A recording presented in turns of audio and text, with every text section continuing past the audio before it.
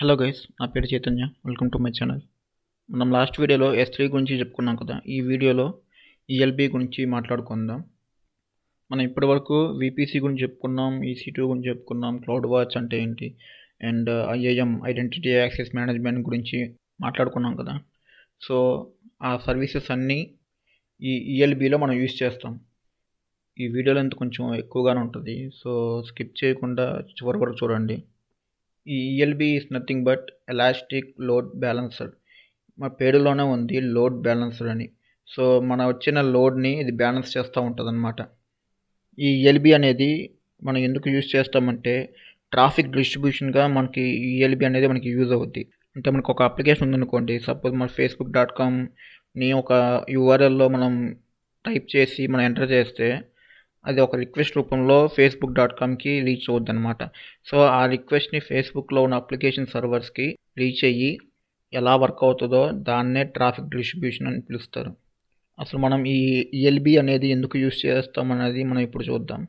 So ఒక diagram ఉంది, అది చూపిస్తాను మీకు. సో ఇది యూజరు అండ్ ఇది DNS సర్వర్, అండ్ ఇక్కడ వచ్చేసరికి ఎలాస్టిక్ లోడ్ బ్యాలెన్సర్ మనం ప్లేస్ చేస్తాం. ఎలాస్టిక్ లోడ్ బ్యాలెన్సర్ తర్వాత మనకి సర్వర్స్ అనేది ఇక్కడ ప్లేస్ చేస్తాం. సో మన అప్లికేషన్ అనేది facebook.com మన అప్లికేషన్ అనుకోండి. సో అప్లికేషన్ని మనం URLలో సెర్చ్ చేస్తే అది ఫస్ట్ DNS హిట్ అవుద్ది. DNS is nothing but domain name service. ఈ డొమైన్ నేమ్ సర్వీస్లోనే మనం facebook.com వెనకాల మనకు ఒక IP అడ్రస్ ఉంటుంది. ఆ IP అడ్రస్ని కవర్ చేస్తే మనకు ఒక నేమ్ అనేది మనం ఈ DNSలో మనం ఇస్తాము. సో మనం ఎవరైనా యూజర్ హిట్ చేసినప్పుడు మన అప్లికేషన్ని అది ఫస్ట్ DNSకి హిట్ అవుద్ది. ఈ DNSకి హిట్ అయ్యి DNS నుంచి ఈ ఎలాస్టిక్ లోడ్ బ్యాలెన్సర్లోకి మనకి చూపిస్తుంది రిక్వెస్ట్ వచ్చిందని. సో ఈ ఎలాస్టిక్ లోడ్ బ్యాలెన్సర్ ఏం చేస్తుందంటే ఇక్కడ ఉన్న సర్వర్స్కి ఈవెన్గా డిస్ట్రిబ్యూట్ చేస్తాయి. ఎలా అంటే ఇప్పుడు ఒక ఫస్ట్ రిక్వెస్ట్ వచ్చింది అనుకోండి, ఈ సర్వర్ 1కి వెళ్తుంది. నెక్స్ట్ రిక్వెస్ట్ వచ్చినప్పుడు ఈ సర్వర్ 2కి వెళ్తుంది. అలా మనకి ఎన్నైతే రిక్వెస్ట్ ఒక 100 రిక్వెస్ట్ వచ్చినాయి అనుకోండి, సో 100 రిక్వెస్ట్కి ఇలా 1 2 3 4 మళ్ళీ 1 2 3 4 ఇలా ఈవెన్గా డిస్ట్రిబ్యూట్ చేస్తుంది. సో సింపుల్గా చెప్పాలంటే ELB అనేది మనకు ట్రాఫిక్ డిస్ట్రిబ్యూషన్గా మనకి హెల్ప్ అవుద్ది. ఈ ELB లేకుండా మనకి రిక్వెస్ట్ అనేది మనకి యాక్సెస్ చేసుకోగలమా, ఈ రిక్వెస్ట్ అనేది మన సర్వర్కి హిట్ అయ్యి మళ్ళీ ఈ సర్వర్స్లోంచి రెస్పాన్స్ మళ్ళీ యూజర్ పంపించగలమా లేదా అని మీకు డౌట్ రావచ్చు. సో అది కూడా మనకి ఛాన్స్ ఉంది. సో ELB లేకుండా మనకి ఎలా వర్క్ అవుద్దంటే, సో మనకి ఈ 4 సర్వర్స్ కాకుండా సింగిల్ సర్వర్ పెట్టుకున్నాం అనుకోండి, సో ఒకేసారి మనకి 10,000 రిక్వెస్ట్ అనేది మనకి మన అప్లికేషన్కి వచ్చినాయి. ఎలా అంటే యూజర్ నుంచి DNSకి వచ్చి DNS నుంచి డైరెక్ట్గా మన సర్వర్కి వచ్చేస్తాయి. సో అన్ని రిక్వెస్ట్ ఈ సర్వర్ అనేది తట్టుకోగలదా, ఇన్ని రిక్వెస్ట్ పెరిగే కొద్దీ మన సర్వర్లో ఉండే ర్యామ్ కెపాసిటీ కానీ మెమరీ కెపాసిటీ కానీ పెర్ఫార్మెన్స్ కానీ అలానే ఉంటుందా, మళ్ళీ చేంజ్ అవుతుందా, మళ్ళీ చేంజ్ అయితే ఎలా ఉంటుంది అని కొన్ని క్వశ్చన్స్ అనేవి మీ మైండ్లోకి వస్తుంది. ఓల్డెన్ డేస్లో DDoS అటాక్ అని ఒక హ్యాకింగ్ అటాక్ ఒకటి ఉంది, హ్యాకింగ్ టైప్ అనమాట. ఆ DDoS అటాక్ ఏంటంటే, ఈ DDoS అటాక్ చేసేవాళ్ళు ఫస్ట్గా వాళ్ళు ఏం చేస్తారంటే ఒక అప్లికేషన్ సెలెక్ట్ చేసుకుంటారు. అప్లికేషన్ సెలెక్ట్ చేసుకుని ఒకేసారి హ్యూజ్ ట్రాఫిక్ అంటే హ్యూజ్గా ఒక మిలియన్ రిక్వెస్ట్ అనేది ఒకేసారి సెండ్ చేయడం, లేదా 1000 రిక్వెస్ట్ అనేది ఒకేసారి ఈ సర్వర్కి సెండ్ చేయడం వల్ల ఈ DDoS అటాక్ ఏమవుద్దంటే ఈ సర్వర్ అనేది లోడ్ తట్టుకోలేక సర్వర్ అనేది క్రాష్ అయిపోద్ది. సో సర్వర్ క్రాష్ అయితే ఇందులో ఉన్న మన అప్లికేషన్ కూడా మనకి ఫెయిల్ అయిపోద్ది అండ్ మన బిజినెస్ అనేది కూడా లాస్ అయిపోద్ది అనమాట. సో అందుకని మనం ఈ ELB సెట్ చేసుకుంటే ELB అనేది మనకి బ్యాక్ ఎండ్లో కొన్ని సర్వర్స్ని మెయింటైన్ చేస్తాయి ELB. సో అలా మెయింటైన్ చేయడం వల్ల మనకు వచ్చిన 10,000 రిక్వెస్ట్ కానీ ఒక 1 మిలియన్ రిక్వెస్ట్ కానీ వచ్చినప్పుడు ELB ఏం చేస్తుందంటే బ్యాక్ ఎండ్లో ఉన్న సర్వర్స్కి ఈవెన్గా డిస్ట్రిబ్యూట్ చేస్తుంది. ఫస్ట్ రిక్వెస్ట్ వచ్చేసరికి ఈ సర్వర్ 1లో, సెకండ్ వచ్చేసరికి server 2, third server 3, next server 4 ఇలా ఈవెన్గా డిస్ట్రిబ్యూట్ చేస్తాయి. సో మళ్ళీ ఫిఫ్త్ రిక్వెస్ట్ వచ్చినప్పుడు మళ్ళీ సర్వర్ 1కి వెళ్తుంది. సో ఇలా జరగడం వల్ల మన సర్వర్కి ఎలాంటి డ్యామేజ్ కాకుండా మన అప్లికేషన్ అనేది స్మూత్గా రన్ అవుద్ది అండ్ ఆల్సో హ్యాక్ అయ్యే ఛాన్స్ ఉండదు. సో ELB గురించి మనకి చిన్న మెయిన్ పాయింట్స్ ఉన్నాయి, దాని గురించి చూద్దాం. ఫస్ట్ పాయింట్ వచ్చేసరికి it is used to distribute incoming traffic to servers. ఇదేంటంటే మన అవుట్ సైడ్ నుంచి మన అప్లికేషన్కి రిక్వెస్ట్ వస్తాయి కదా, ఆ రిక్వెస్ట్ని మనం ట్రాఫిక్ అని పిలుస్తాం. సో అవుట్ సైడ్ రిక్వెస్ట్ మనకి అప్లికేషన్కి హిట్ అయితే ఆ గ్రూప్ ఆఫ్ రిక్వెస్ట్ని మనం ఏమని పిలుస్తామంటే ట్రాఫిక్ అని పిలుస్తాం. ఆ ట్రాఫిక్ని బ్యాక్ ఎండ్లో ఉండే సర్వర్స్కి డిస్ట్రిబ్యూట్ చేస్తుంటుంది. సో ఎలా డిస్ట్రిబ్యూట్ చేస్తుందంటే మనకు వచ్చే రిక్వెస్ట్ ఈ లోడ్ బ్యాలెన్సర్ వరకు హెచ్టిటిపిఎస్ పోర్ట్లోకి వస్తుంది. ఇక్కడ హెచ్టిటిపిఎస్ ఈ హెచ్టిటిపిఎస్ పోర్ట్లోకి వస్తుంది. ఇక్కడ మన యూజర్ రిక్వెస్ట్ పంపిస్తారు కదా facebook.com అని. సో ఆ రిక్వెస్ట్ మనకి ఎలా వస్తుంది అంటే ఈఎల్బి వరకు హెచ్టిటిపిఎస్ పోర్ట్లోకి వస్తుంది. ఈ హెచ్టిటిపిఎస్ పోర్ట్కి మనకి పోర్ట్ నెంబర్ ఏంటంటే 443 పోర్ట్. ఈఎల్బి వరకు మనకు 443 పోర్ట్లోకి వస్తుంది. సో ఈఎల్బి నుంచి వచ్చిన ట్రాఫిక్ని ఈ సర్వర్స్కి డిస్ట్రిబ్యూట్ చేస్తుందని చెప్పా కదా. సో ఇది ఎలా డిస్ట్రిబ్యూట్ చేస్తుందంటే హెచ్టిటిపి పోర్ట్లో డిస్ట్రిబ్యూట్ చేస్తుంది. హెచ్టిటిపి పోర్ట్ వచ్చి 80. ఈ పోర్ట్ 80 ద్వారా ఈ బ్యాక్ ఎండ్లో ఉన్న సర్వర్స్కి ట్రాఫిక్ అనేది డిస్ట్రిబ్యూట్ చేస్తుంది. ఎందుకంటే పోర్ట్ 80 అనేది మనం ఇంటర్నల్గా కమ్యూనికేషన్ చేసుకోవడానికి మన పోర్ట్ 80 అనేది మన సెక్యూరిటీ గ్రూప్లో మనం ఓపెన్ చేస్తాం. సో ఇక్కడ మీకు డౌట్ రావచ్చు, ఇక్కడ ఈఎల్బి వరకు 443 పోర్ట్లో మనకి ఈఎల్బి వరకు వస్తుంది. సో ఈఎల్బి నుంచి మనకి సర్వర్స్లోకి వెళ్ళడానికి మళ్ళీ పోర్ట్ చేంజ్ చేసి 80 పోర్ట్లోకి చేంజ్ చేసి సర్వర్స్లోకి ఎందుకు పంపించడం అని మీకు డౌట్ రావచ్చు. ఎందుకంటే మన ఆర్గనైజేషన్లో 443 పోర్ట్ అనేది మనం ఎంకరేజ్ చేయం. ఎందుకంటే ఇది 443 అనేది మనకి బయటికి అంటే గ్లోబల్లీ యాక్సెస్ చేసుకోవడం విధంగా మనకి హెచ్టిటిపిఎస్ పోర్ట్ అనేది మనం సెట్ చేసుకుంటాం. సో అలా సెట్ చేసుకున్నప్పుడు మన ఇన్కమింగ్ అంటే లోపల విపిసి లోపల ఉన్న సర్వర్స్కి కమ్యూనికేషన్ చేయడానికి మన 443 అనేది మనకి ఎంకరేజ్ చేయరు. ఓన్లీ పోర్ట్ 80 ద్వారానే మనకి ఈ ఇంటర్నల్గా సర్వర్స్ కమ్యూనికేషన్ చేయడానికి మాత్రమే ఈ పోర్ట్ 80 వాడతారు. అండ్ ఆల్సో ఇంకోటి ఏంటంటే ఈ 443 పోర్ట్ అనేది మనకి బయటికి అంటే ఈ సర్వర్స్లోంచి వచ్చిన రెస్పాన్స్ని మనం బయటికి సెండ్ చేయాలంటే మన 443 ద్వారానే మనం రెస్పాన్స్ అనేది పంపిస్తాం. ఎందుకంటే సో ఈ యూజర్ అనేవాడు ఫేస్బుక్లో లాగిన్ అయ్యి ఫ్రెండ్ రిక్వెస్ట్ అన్న ఆప్షన్ సెలెక్ట్ చేసుకున్నాం అనుకోండి. సో అలా సెలెక్ట్ చేసినప్పుడు మనకు వచ్చిన రిక్వెస్ట్ అనేది సెక్యూర్గా పంపించాలి. కాబట్టి యూజర్కి అలా సెక్యూర్గా పంపించాలంటే మనకు ఉండే ఆప్షన్ 443. సో 443 ద్వారానే మనకి రెస్పాన్స్ అనేది మనకి యూజర్కి అందిస్తాం. కానీ యూజర్ నుంచి మనకి రిక్వెస్ట్ రావాలంటే ఇక్కడ దాకా 443లో వచ్చి ఇక్కడ నుంచి మన సర్వర్స్కి పోర్ట్ 80 ద్వారానే మనకి డిస్ట్రిబ్యూట్ చేస్తుంది. ఎందుకు 443 ద్వారానే మనకి లోపలికి వస్తుందంటే సపోజ్ ఈ యూజర్ అనే facebook.comలో లాగిన్ అయ్యారు అనుకోండి. సో లాగిన్ క్రెడెన్షియల్స్ మొత్తం ఎంక్రిప్ట్ చేయాలి. ఎంక్రిప్షన్ ఈజ్ నథింగ్ బట్ మనకి సెక్యూర్గా ఉంటుంది కాబట్టి ఆ లాగిన్ క్రెడెన్షియల్స్. సో అందుకని మనకి హెచ్టిటిపిఎస్ పోర్ట్ అనేది మనం ఈఎల్బి వరకు మనకి లోపలికి వస్తుంది. ఇలా రావడం వల్ల ఏంటంటే మనకి అడ్వాంటేజ్ హ్యాకింగ్ కాకుండా ఉంటుంది. సో ఇక్కడ మీకు ఒక ఇంటర్వ్యూ క్వశ్చన్ అడిగే ఛాన్స్ ఉంది. అదేంటంటే ఇక్కడ 443 వరకు ఈఎల్బి వరకు వస్తుందని చెప్పా కదా. సో ఈఎల్బి వరకు 443కి వచ్చి ఇక్కడ ఉన్న సర్వర్స్కి పోర్ట్ 80 ద్వారా మనకి రిక్వెస్ట్ అనేది ఈఎల్బి అనేది సెండ్ చేస్తామని చెప్పాం కదా. సో ఈ 443 నుంచి 80కి పోర్ట్ అనేది చేంజ్ చేస్తుంది కదా. ఆ చేంజ్ని మనం ఏమని పిలుస్తామంటే ఎస్ఎస్ఎల్ టర్మినేషన్ అని పిలుస్తాం. ఎస్ఎస్ఎల్ టర్మినేషన్ అంటే ఏంటంటే ఈ ఈఎల్బి వరకు 443కి వచ్చి ఈఎల్బి నుంచి మన సర్వర్స్కి 80 పోర్ట్లోకి చేంజ్ అయిపోద్ది. ఈ ఎస్ఎస్ఎల్ అంటే సెక్యూర్ సాకెట్ లేయర్, అంటే ఈ హెచ్టిటిపిఎస్ ఎస్ అంటే సెక్యూర్ అని. సో ఇక్కడ సెక్యూరిటీ అనేది టర్మినేట్ అయిపోయి లోపల ఇంటర్నల్ కమ్యూనికేషన్ చేసుకోవడానికి మనకి 80 పోర్ట్ ఇచ్చాం కాబట్టి అప్పుడు మనకి పోర్ట్ అనేది చేంజ్ అవుద్ది. ఆ చేంజ్ని మనం ఎస్ఎస్ఎల్ టర్మినేషన్ పిలుస్తాం. సో నెక్స్ట్ పాయింట్ వచ్చి it can perform health checks on EC2 servers. ఇది ఎలా హెల్త్ చెక్ చేస్తుందంటే మనం పంపించిన రిక్వెస్ట్ ఈ సర్వర్లోకి హిట్ అయ్యి మళ్ళీ ఈ సర్వర్స్లోంచి రెస్పాన్స్ మళ్ళీ బయటికి పంపించాలి కదా. సో ఈ రెస్పాన్స్ అనేది ఇన్ టైంలో అంటే మనం ఈ సర్వర్స్లో మనకు ఇన్ టైం అని ఒక ఆప్షన్ ఉంటుంది. సో ఆ ఇన్ టైంకి మనం సెకండ్స్ పెట్టుకుంటాం, అంటే 10 seconds 5 seconds అలా పెట్టుకుంటాం. ఆ 10 seconds 5 seconds లోపు మనకి రెస్పాన్స్ అనేది మళ్ళీ ఈఎల్బికి వస్తే ఈఎల్బి అనేది మనకి యూజర్కి సెండ్ చేస్తుంది. ఒకవేళ 10 seconds కన్నా ఎక్కువైంది అనుకోండి, సో అప్పుడు ఈఎల్బి ఏం చేస్తుందంటే ఈ సర్వర్ అనేది రెస్పాన్స్ ఇవ్వట్లేదు, సో ఈ సర్వర్ అనేది మనకి గ్రూప్లో ఉండటానికి ఒప్పుకోనని చెప్పి ఈ సర్వర్ని డిలీట్ చేస్తుంది. అప్పుడు దాన్ని ఏమని పిలుస్తామంటే అవుట్ ఆఫ్ సర్వీస్ అంటాం. ఈ అవుట్ ఆఫ్ సర్వీస్ వచ్చినప్పుడు ఈ సర్వర్కి అనేది మనకి ఈఎల్బీ అనేది ట్రాఫిక్ అనేది సెండ్ చేయదు. సెండ్ చేయకుండా మిగిలిన 3 సర్వర్స్లోకి ట్రాఫిక్ అనేది సెండ్ చేస్తుంది. సపోజ్ ఈ ప్రతి సర్వర్కి 3000 రిక్వెస్ట్ అనేది హ్యాండిల్ చేయగల కెపాసిటీ ఉందనుకోండి. సో ఆ రిక్వెస్ట్ అనేది 4000 ఉండేటట్టు మార్చుకుంటుంది.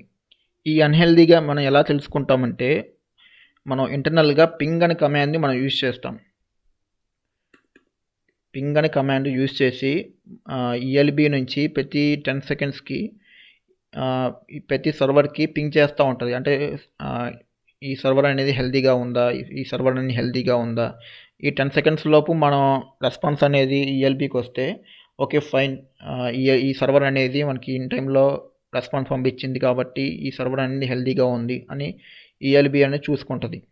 ఒకవేళ 10 సెకండ్స్ కన్నా ఎక్కువైంది, ఒక 30 సెకండ్స్కి లేదా 1 మినిట్కి వచ్చింది అనుకోండి, సో అప్పుడు ఈ సర్వర్ అనేది అన్హెల్తీగా ఉంది, సో నేను ఈ బ్యాకింగ్ గ్రూప్లో నుంచి ఈ సర్వర్ని డిలీట్ చేస్తానని చెప్పి ట్రాఫిక్ సెండ్ చేయకుండా మిగిలిన 3 సర్వర్స్లోకి ట్రాఫిక్ సెండ్ చేసుకుంటూ ఉంటుంది. సో నెక్స్ట్ పాయింట్ వచ్చి it removes bad instances which is not healthy. చెప్పాం కదా, పింగ్ అనే కమాండ్ యూజ్ చేసి ఇన్ టైంలోకి రెస్పాన్స్ అనేది ఈఎల్బీ రిసీవ్ చేసుకుంటే అప్పుడు హెల్తీగా ఉంటుంది. ఒకవేళ రిసీవ్ చేసుకోకపోతే అన్హెల్తీగా ఉంటుంది.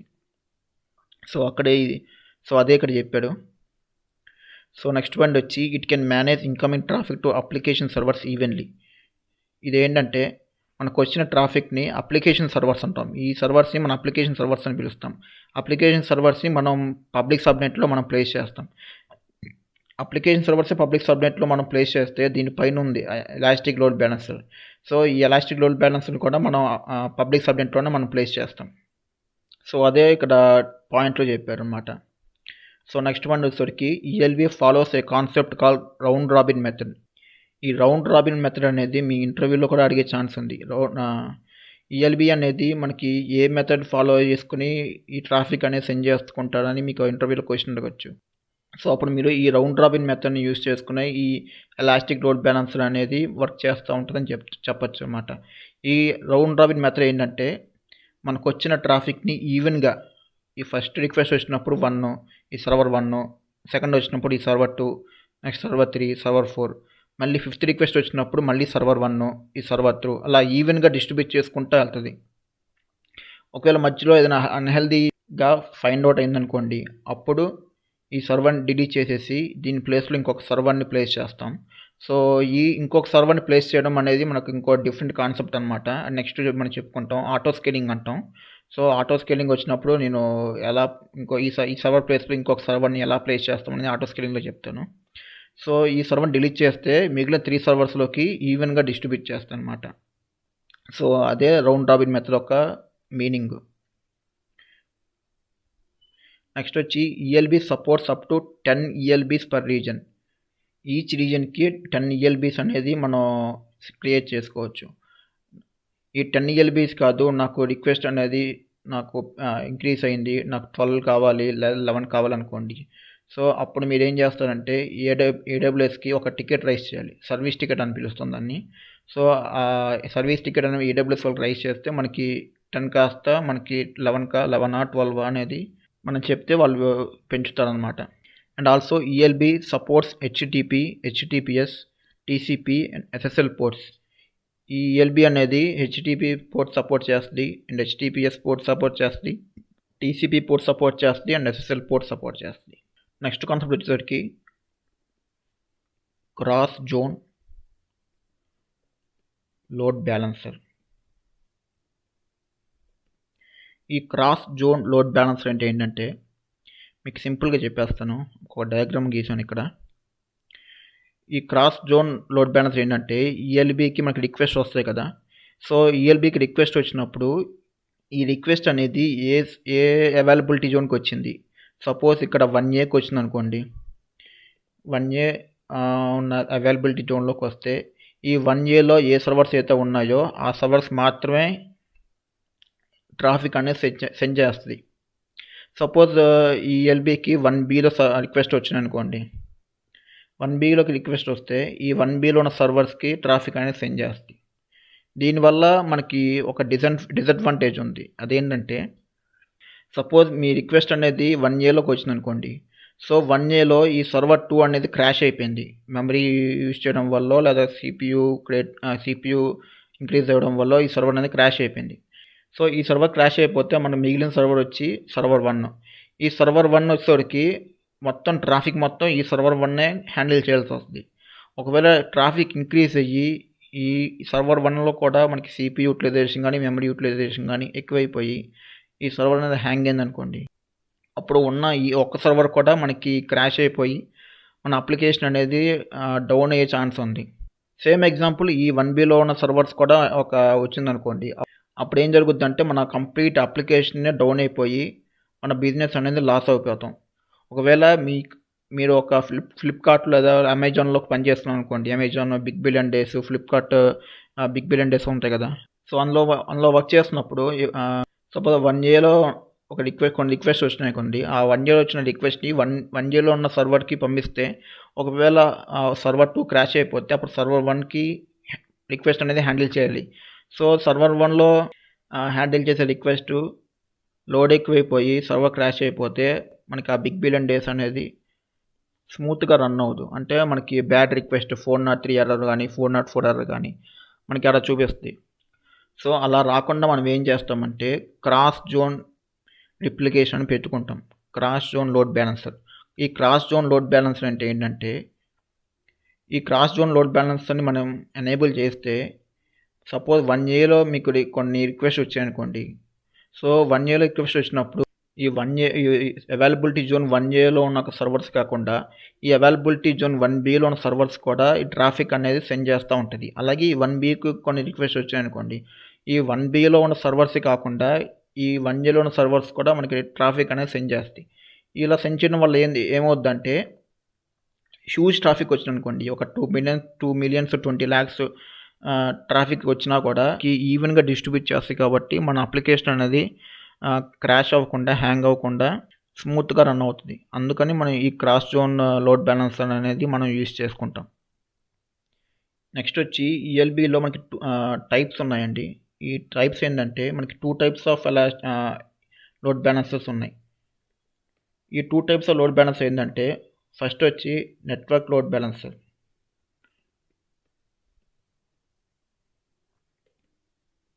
సెకండ్ వచ్చి అప్లికేషన్ లోడ్ బ్యాలెన్సర్.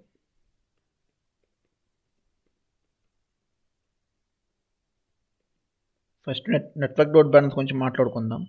ఈ నెట్వర్క్ లోడ్ బ్యాలెన్సర్ అంటే మనం దేనికి యూజ్ చేస్తామంటే, మీ కంపెనీలో ఓన్లీ సింగిల్ అప్లికేషన్ని యూజ్ చేస్తుంటే అప్పుడు మీరు ఈ నెట్వర్క్ లోడ్ బ్యాలెన్సర్ని మీరు యూజ్ చేసుకుంటే మీకు బాగా యూస్ఫుల్ అవుతుంది. ఎందుకు యూస్ఫుల్ అవుతుందంటే, ఈ నెట్వర్క్ లోడ్ బ్యాలెన్సర్ అనేది మనకి n మిలియన్ రిక్వెస్ట్ అనేది హ్యాండిల్ చేసే కెపాసిటీ ఈ నెట్వర్క్ లోడ్ బ్యాలెన్సర్కి ఉంది. ఈ n మిలియన్ ఆఫ్ రిక్వెస్ట్ని ఈ నెట్వర్క్ లోడ్ బ్యాలెన్సర్ ఎలా హ్యాండిల్ చేస్తుందంటే, సపోజ్ ఇదే ఒక ఎన్ఎల్బి అనుకోండి. ఈ ఎన్ఎల్బిలో మనకి బ్యాక్ ఎండ్గా ఈ సర్వర్స్ అనేది మనం ప్లేస్ చేస్తాం. ఈ సర్వర్ ప్లేస్ చేసినప్పుడు ఈ సర్వర్కి ఒక ఫ్యామిలీ ఉంటుంది కదా, ఇన్స్టెన్స్ టైప్ ఉంటుంది కదా. సపోజ్ ఈ సర్వర్కి T2 మీడియం ఉందనుకోండి, T2.medium. అలాగే ఈ సర్వర్ 2 కూడా T2.medium, ఈ సర్వర్ 3 T2.medium అలా ఉందనుకోండి. సో మనకి ట్రాఫిక్ అనేది ఎక్కువైపోయి ఒక 2 మిలియన్స్ ట్రాఫిక్ వచ్చిందనుకోండి. సో అప్పుడు ఏం చేస్తుంటే ఈ T2 మీడియం అనేది కొన్ని రిక్వెస్ట్ మాత్రమే హ్యాండిల్ చేయగలదు. సో మనం ఇన్స్టెన్స్ టైప్ అనేది చేంజ్ చేసామనుకోండి, ఈ T2 కాకుండా C4 పెట్టుకున్నాం అనుకోండి, ఈ C4 మీడియం కానీ C4 లార్జ్ కానీ పెట్టుకుంటే మనకి కెపాసిటీ అనేది ఇంక్రీజ్ అవుద్ది. అలాగే కెపాసిటీ నథింగ్ బట్ మనకి ర్యామ్ ఇంక్రీజ్ అవుద్ది అండ్ ఆల్సో మన పెర్ఫార్మెన్స్ అనేది కూడా ఇంక్రీజ్ అవుద్ది. సో అలా ఇంక్రీజ్ అవ్వడం వల్ల మనకి రిక్వెస్ట్ అనేది హ్యాండిల్ చేసే కెపాసిటీ కూడా మనకి ఎక్కువ అవుద్ది. సో అలా ఈ నెట్వర్క్ లోడ్ బ్యాలెన్సర్ అనేది మనకు వచ్చిన రిక్వెస్ట్ని బట్టి మనం ఇన్స్టెన్స్ టైప్ అనేది చేంజ్ చేసుకుంటే మన అప్లికేషన్ అనేది హ్యాంగ్ అవ్వకుండా స్మూత్గా రన్ అయిపోద్ది. మీలో ఎవరైనా నెట్వర్కింగ్ వచ్చినట్టయితే ఈ నెట్వర్క్ లోడ్ బ్యాలెన్సర్ అనేది మనకి OSI మోడల్ అని ఒక మోడల్ ఉంటుంది. నెట్వర్కింగ్ చేసే వాళ్ళకి మనకి తెలుసుద్ది. సో ఆ OSI మోడల్లో ఈ నెట్వర్క్ లోడ్ బ్యాలెన్సర్ అనేది 4th ప్లేస్లో ఉంటుంది. సో మీలో ఎవరికైనా ఓఎస్ఐ మోడల్ తెలిస్తే సో ఆ ఓఎస్ఐ మోడల్లో 4th ప్లేస్లో ఈ నెట్వర్క్ లోడ్ బ్యాలెన్సర్ అనేది వర్క్ చేస్తుంది. ఈ నెట్వర్క్ లోడ్ బ్యాలెన్సర్ అనేది ఏ పోర్ట్ సపోర్ట్ చేస్తుందంటే టీసీపీ సపోర్ట్ చేస్తుంది అండ్ ఆల్సో వెబ్ సాకెట్స్. ఈ టీసీపీ అండ్ వెబ్ సాకెట్స్ ఉన్న పోర్ట్స్ని ఈ నెట్వర్క్ లోడ్ బ్యాలెన్సర్ అనేది సపోర్ట్ చేస్తుంది. నెక్స్ట్ వచ్చి అప్లికేషన్ లోడ్ బ్యాలెన్సర్. ఈ అప్లికేషన్ లోడ్ బ్యాలెన్సర్ని మనం సింపుల్గా చెప్పాలంటే దీన్నే పాత్ బేస్డ్ రౌటింగ్ అని పిలుస్తాం. Path based routing. Path based routing అంటే ఏంటంటే సపోజ్ మీరు ఫ్లిప్కార్ట్ అప్లికేషన్ అనుకోండి మీది. సో ఫ్లిప్కార్ట్ అప్లికేషన్ ఉన్నప్పుడు ఎవరైనా యూజర్ ఫ్లిప్కార్ట్ అప్లికేషన్ వచ్చి లోపలికి వచ్చి ఫుట్వేర్కి వెళ్ళారనుకోండి, ఫుట్వేర్కి అయితే ఒక సర్వర్కి వెళ్తుంది. ఫుట్వేర్ కాకుండా నాకు ఎలక్ట్రానిక్స్ కావాలంటే ఇంకొక సర్వర్కి వెళ్తుంది. లేదా క్లోత్స్ అయితే క్లోత్స్కి ఒక సర్వర్ మనం హ్యాండిల్ చేస్తాం, ఆ సర్వర్కి రిక్వెస్ట్ అనేది పంపుతుంది. సో ఇలా పర్టికులర్ అప్లికేషన్కి మనకు ట్రాఫిక్ సెండ్ చేయాలంటే మనం ఈ అప్లికేషన్ లోడ్ బ్యాలెన్సర్ అనేది చూస్ చేసుకుంటాం. ఇక్కడ ఒక పాయింట్ రాయడం మర్చిపోయాను. ఈ నెట్వర్క్ లోడ్ బ్యాలెన్సర్ అనేది single application, single type of application. ఈ అప్లికేషన్ లోడ్ బ్యాలెన్సర్ అనేది మనకి మల్టిపుల్ అప్లికేషన్స్ ఉన్నాయనుకోండి మన కంపెనీలో. సో ఆ మల్టిపుల్ అప్లికేషన్స్ని మనం హ్యాండిల్ చేయాలంటే అప్పుడు మనం అప్లికేషన్ లోడ్ బ్యాలెన్సర్ని మనం యూజ్ చేసుకుంటే మనకి చాలా బెనిఫిట్ అవుద్ది. ఈ అప్లికేషన్ లోడ్ బ్యాలెన్సర్ అనేది మనకి ఓఎస్ఐ మోడల్లో మనకి 7th ప్లేస్లో ఉంటుంది. ఈ ఓఎస్ఐ మోడల్ 7th ప్లేస్లో అప్లికేషన్ లోడ్ బ్యాలెన్సర్ అనేది వర్క్ చేస్తుంది. అండ్ ఆల్సో ఈ అప్లికేషన్ లోడ్ బ్యాలెన్సర్ అనేది మనకి ఏ పోర్ట్ సపోర్ట్ చేస్తుంది అంటే హెచ్టిటిపి పోర్ట్ సపోర్ట్ చేస్తుంది అండ్ హెచ్టిటిపిఎస్ పోర్ట్ సపోర్ట్ చేస్తుంది. మనకి network load balancer and application load balancer కాకుండా మనకి ఇంకో లోడ్ బ్యాలెన్సర్ ఉంది, దాన్నే క్లాసిక్ లోడ్ బ్యాలెన్సర్ అంటాం.